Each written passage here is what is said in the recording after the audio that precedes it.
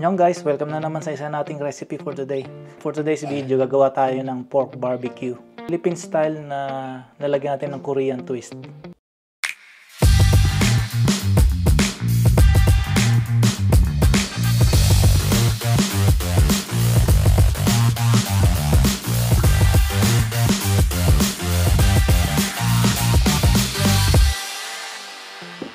At syempre, bagong lahat, mag-prepare muna tayo ng pang-marinate natin.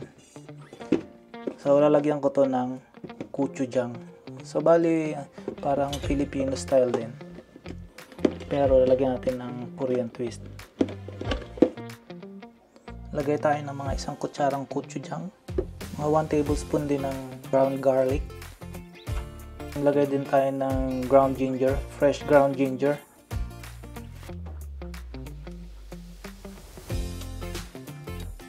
Tapos 4 tablespoon ng tomato ketchup.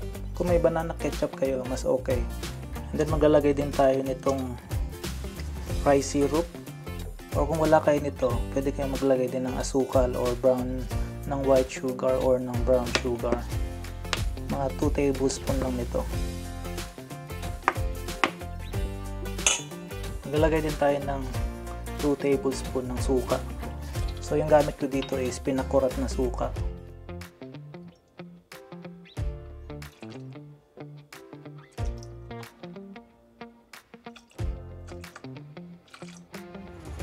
Four tablespoon ng soy sauce, black pepper, half tablespoon ng sesame oil, 2 tablespoon ng vegetable oil or normal na oil, tapos salt to taste lang, and then last, Sprite. So itong Sprite hindi lang ito nakakatulong sa pagpatamis, kundi nakakatulong dito sa pagpapalambot ng ating pork.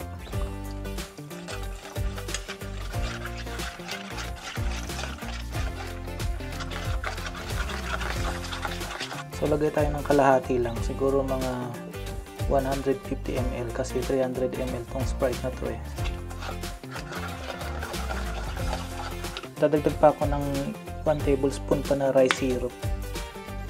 Guys, kung gusto ninyong medyo matamis-tamis, pwede nyong dagdagan ng sugar. Kasi yung Korean style medyo manamis-namis talaga. So ayan na, ready na yung ating sauce. Maghiwa naman tayo ng ating pork pang barbecue. Ang gamit ko pala ditong baboy is yung hita ng baboy. Tapos masarap siya kasi may taba-taba na siyang kasama. So ang gagawin natin, ihiwain na natin siya ng maninipis pang barbecue.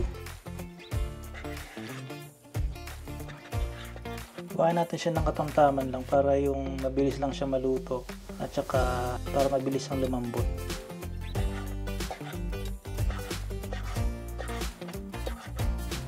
So ito yung stick natin, metal skewers yung gamit natin. So ang ginagawa ko kapag nagbo-barbecue ako is tinutuhog ko na siya ng hindi pa naka-marinate para hindi siya ma-deform at para mas madali rin siyang tuhugin. Kasi kapag na-marinate mo na to, malambot na siya at saka sabog-sabog na. So, hindi na siya magandang tignan kapag hiwa natin. Tuhog na natin. Yan.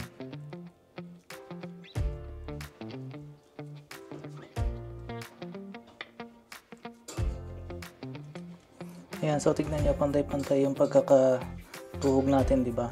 So, ganyan kagandaan kapag tinuhog nyo siya ng sariwa. So, dapat natin siyang i-marinate ng overnight para mas masarap. Or kahit 2 to 3 days okay lang to. Lalo yung sasarap.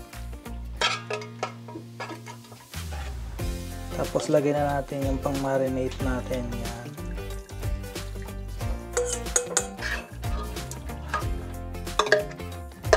So ganyan lang kadali. Pwede nyo i-prepare ito ng advance. Sa mga party, birthday, sa mga paninda, pang negosyo.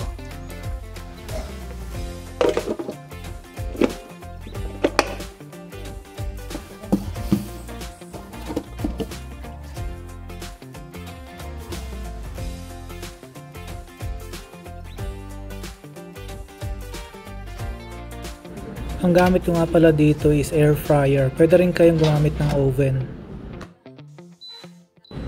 I-bake natin ng 150 degrees Celsius ng 20 minutes.